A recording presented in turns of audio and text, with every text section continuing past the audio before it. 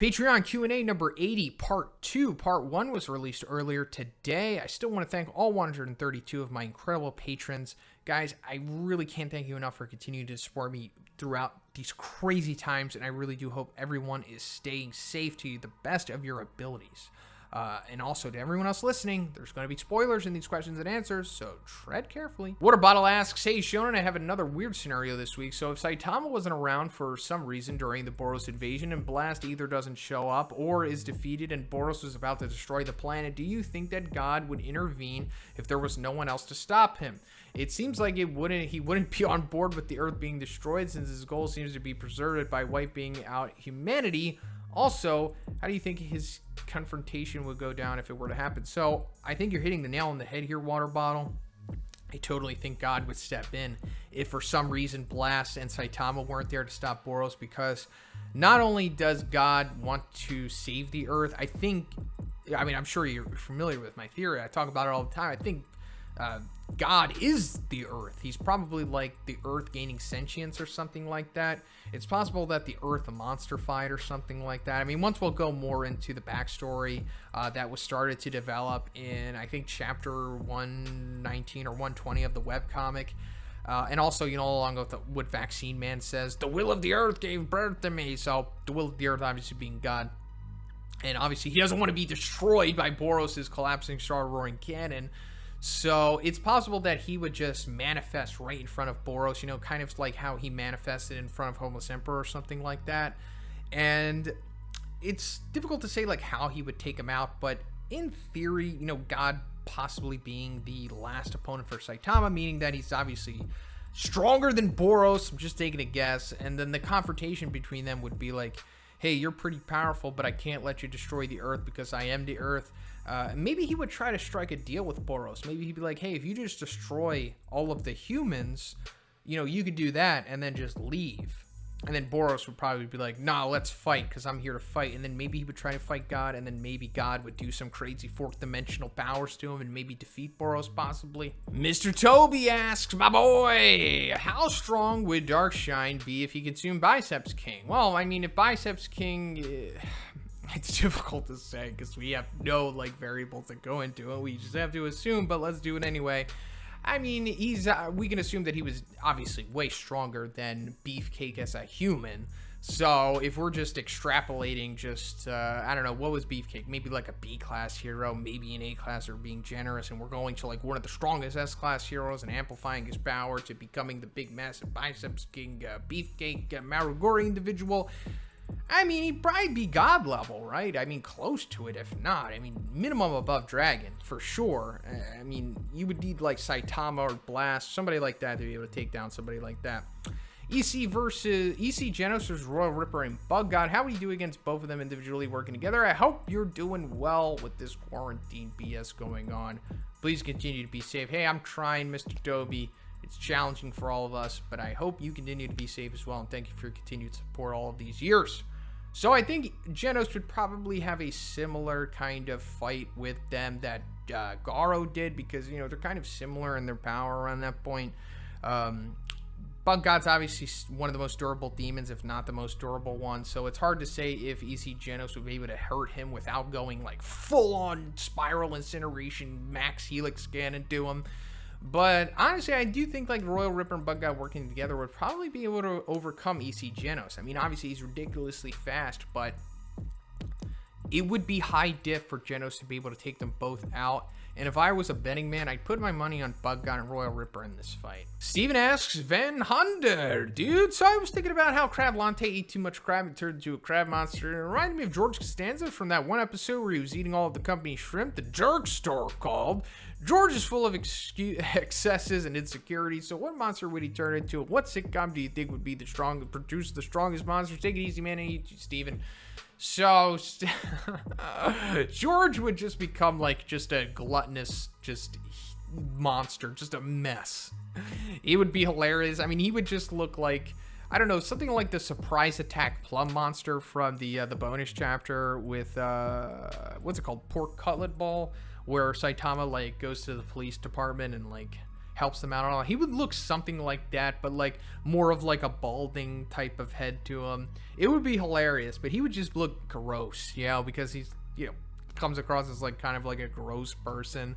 I mean, not so much aesthetically, but definitely from a personality wise. And then the sitcom that would produce the strongest monster, inevitably, It's Always Sunny in Philadelphia, because they have the they're the most evil people pretty much, and they all have like just such, like you said, excesses and insecurities, and they're all like narcissists, sociopaths. So yeah, It's Always Sunny easily. Bryan asks, greetings, Dr. Genus.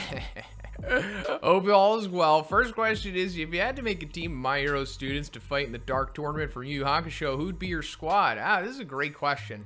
So you said students in general, and I'm sure you're probably talking about Class 1A, but I'm throwing 1B in there too, because I like 1B just as much as I like Class 1A. So we got Izuku, Bakugo, Todoroki, the big three, of course. You knew they were going to have to go in there.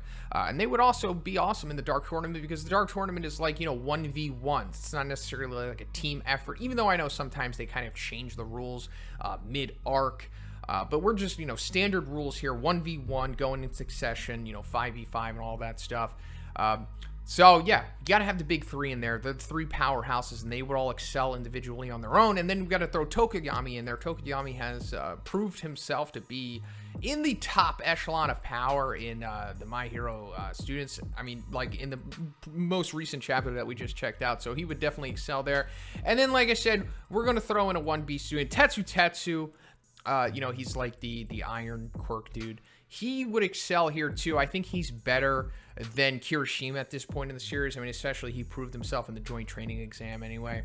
Second question, what's your favorite all-time UFC MMA fight in history? Thanks for the awesome entertainment in these dark times. So, hey, thank you for the support, Bryan, in these dark times. So my favorite fight is Israel Adesanya versus Kelvin Gastelum. I know it's only like a year old at this point, but it has become my favorite fight of all time. It's just incredible. And if you haven't seen this fight for some reason, I strongly suggest you check it out.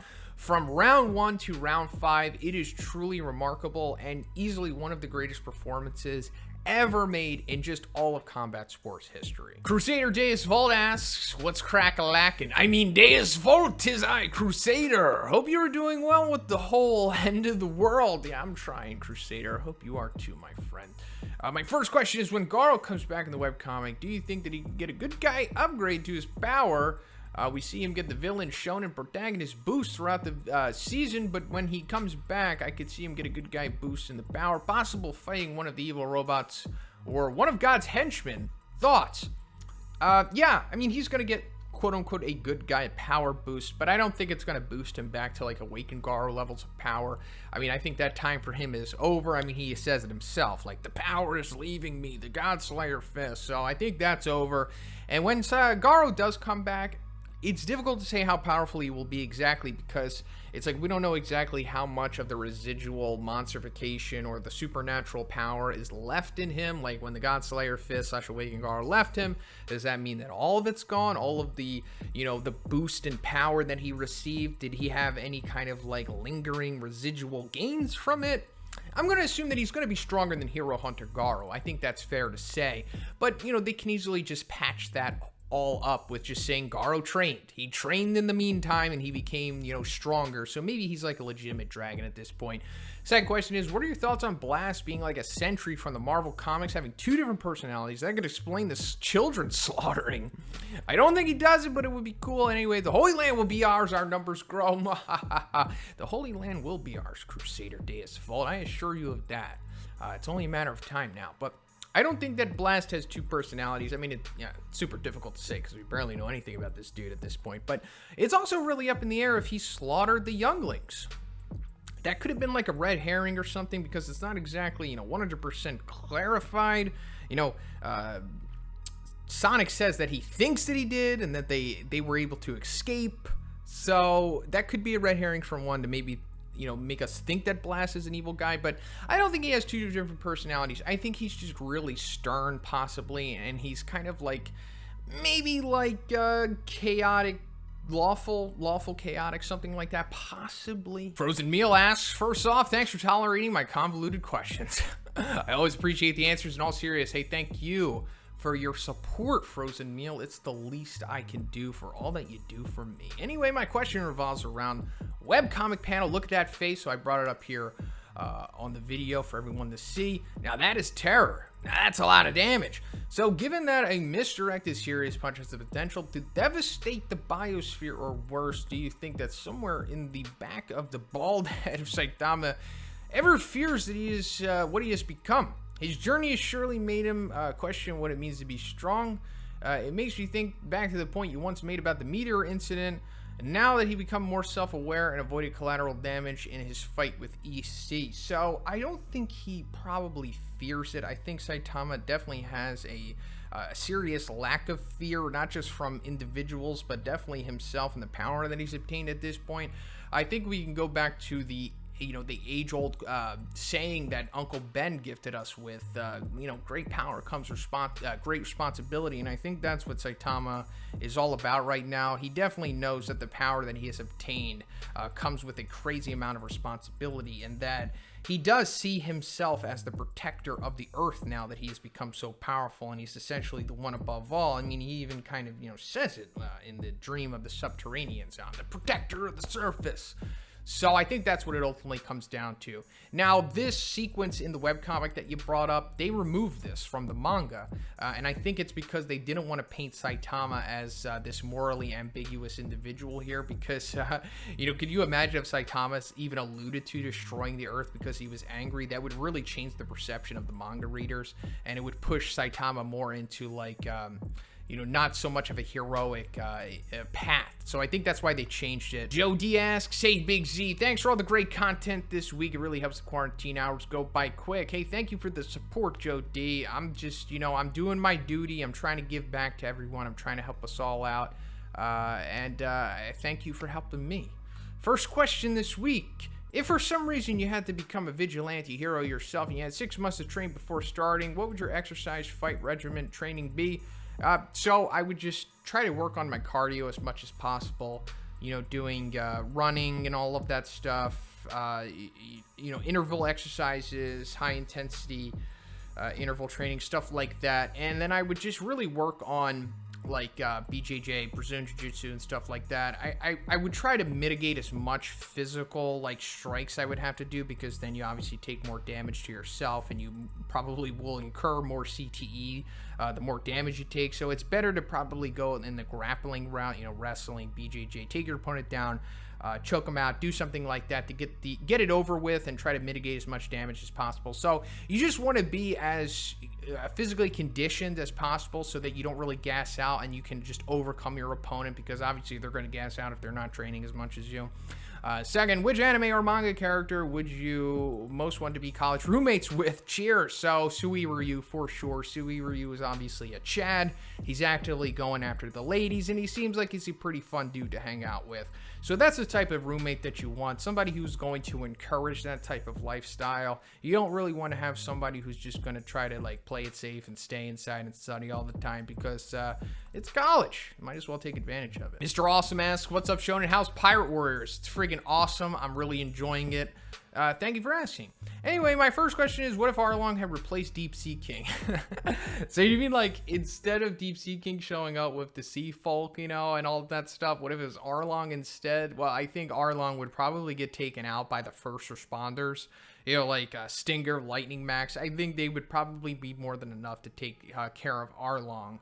My second question is, supposing that season 1 of Netflix One Piece adaptation will go throughout all of the East Blue Saga, which scene are you most excited to see? I'm looking forward to Mihawk cutting down Krieg's galleon and his duel with Zoro. Anyway, Big Z, hope you had a good week. You rock, man. Hey, thank you, Mr. Awesome. You rock too. So I'm really unaware how far the One Piece live action is going to do. I'm not even sure what they have planned. So I'm not really holding my breath for even if Mihawk will even be in this series. But if they do go that far, I'm looking forward to Luffy versus Arlong, because it has a lot of emotional depth to it, obviously, with Nami and all of that stuff, and Luffy eventually coming over him with the big giant Gomu Gomu no axe kick. That was incredible. And I'm looking forward to the Mihawk thing too. Mihawk's awesome, and that whole sequence with the "I'll never lose again" is one of my favorite moments in the series. So let's just hope for the best with that live action. But I I think it's probably going to be crap. Tetsucabruh asks, hello again, Z. It was my birthday this week, and it's pretty boring having to stay inside the whole time, but I can't say it was the worst birthday. Hey, happy birthday, Tetsucabruh. Also, I forgot to send a question last week. Anyways, have you read Makai no Osan? It's one of one's lesser-known works. I discovered it in the One Punch Man wiki on Black S's page where it says Osan is equal to Golden S. That caught my interest, but the series is more of a comedy than anything, and even some great meta humor with how one's fight choreography at a time could be messy. It's fun read with the amazing one writing and humor that we've come to expect. So I do know about Makai Osan. I checked it out back when I first really got into One Punch Man, you know, going through the wiki just like you. But I never really checked out the series in depth. I honestly couldn't even find like a way to look through the series because I was trying to analyze how powerful Golden S is, but I just couldn't find it. Apparently you've been able to find it, but I wasn't able to go through it too much. But it did look interesting, and it certainly did have its funny moments from the things that I was able to see. And that is hilarious about how one's choreography can be messy, because it is. Like, the whole Awakened Garu fight span of chapters, super messy. I always say it, and it's I just hope that the manga picks up and cleans it up a lot, which I think then they will. As for my match this week, how about Bomb versus the USJ Nomu? So yes, this is a good matchup, and I'm going along with your line of thinking here. I think that the Whirlwind Iron Cutting Fist would be enough to overcome the shock absorption, because even Shigaraki himself says that, like, you need to, like, pry out his skin or whatever. And I think that the Whirlwind Iron Cutting Fist is tailor-made to overcome something like this. So in theory, Bomb would be able to overcome the USJ Nomu. MrMagius asks, hello, Shonen. I just want to know how strong do you think Stans would be in One Punch Man? We'll just say that Star Platinum, I've been watching videos and I couldn't help but think, because in one video you called them dragons, but in another video you called Hercule from Dragon Ball a high B class. Hercule can rip a bus apart, and Star Platinum can't even destroy a road roller in a few punches. They may be dragon in their world, but I would give Star Platinum a high tiger or above tiger level threat. Either that, or you need to put more respect on Hercule. So, MrMagius, first of all, you need to put less respect on Hercule, aka Mr. Satan, because he can't rip a bus apart. I don't know why you think this, but I think you need to re-examine Mr. Satan's feats. This is how rumors get spread, and this is how people start thinking that dragons are not dragons and tigers are not tigers and all that stuff, because he never rips a bus apart. He pulls like multiple buses, you know, like a strongman feat, pretty powerful, and then he punches a hole through the wall of a bus. And the only thing that he rips apart is like a phone book or a stack of papers. So, yeah, he's, you know, maybe high B class, maybe A class. He's not that powerful, even in the world of One Punch Man. So let's just set that straight. Second of all, Star Platinum, I said that he's a dragon because he can friggin' stop time. Yeah, his physicality is fine. He's pretty fast. He's pretty strong. But if a tiger could stop time, they would not be a tiger. JustBlazeYT asks, what's up, Sean? My first question, who would win in a fight, Super Ollie, Darkshine, or Elder Centipede? So probably Elder Centipede. I mean, I'm just taking a guess. It's because, you know, like, Bang, Bomb, and Genos all working together couldn't really do much to him. I mean, they were able to crack his carapace, but if you want to go into, like, the deep-cut information that Murata talked about on his live stream, apparently Elder Centipede was in molting season and that they helped him crack it. I mean, it's up to you if you want to decide if that is legitimate or not. I mean, he did run him by one, and one green-lit it, but I don't know. But I do think Elder Darkshine could put up somewhat of a good fight against him for sure, but him soloing him just seems a little too much for him at this point. I mean, he would, like I said, he would definitely put up a good fight. It wouldn't be like low diff on either side, but I think Elder Centipede will probably withstand Darkshine's overall attack, and probably, I don't know. I mean, could he crack his skin with his blades? Maybe, maybe not. But I would, if I had to bet, I'd probably put it on Elder Centipede. Second question. Do you think the reason Darkshine's skin got darker is because of the overuse of bodybuilding ointment in the competition? Bodybuilders using ointment darkens their skin, glisten. One exaggerated on a bodybuilder. So they don't use an ointment. They use two different things. First of all, they use Pro-Tan. That's what gives them that tan, obviously, look. And then they just use oil to, you know, make them glisten, to accentuate the definition in themselves and stuff. So they, you know, they look better on stage with the lighting and all of that. Why does Darkshine's skin look like this? It's up to you for decide. I made a video about this, an in-depth theory on what I think is going on. Please check out my video, The Dark Secret to Darkshine's Power. I know some people pointed out that in one of the volume spreads, it proves that he uses tanning oil to make his skin dark. That obviously doesn't prove anything. It's just a volume spread, and it was probably liberties taken by Murata. In the end, it's up for you to decide. It's just a theory after all. But yeah, obviously one has definitely made an exaggerated take on a bodybuilder with dark shine.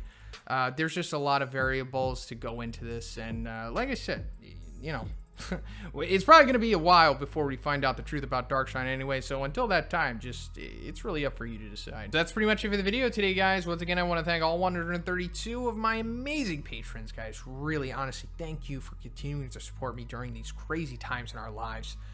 It really means more to me than you know, and I hope everyone is staying safe. If you would like to be in next week's Q&A, just simply check out my Patreon. The $5 tier will give you access to this video, and if you haven't already, please subscribe as well. Have a great day, and I'll see you in the next one.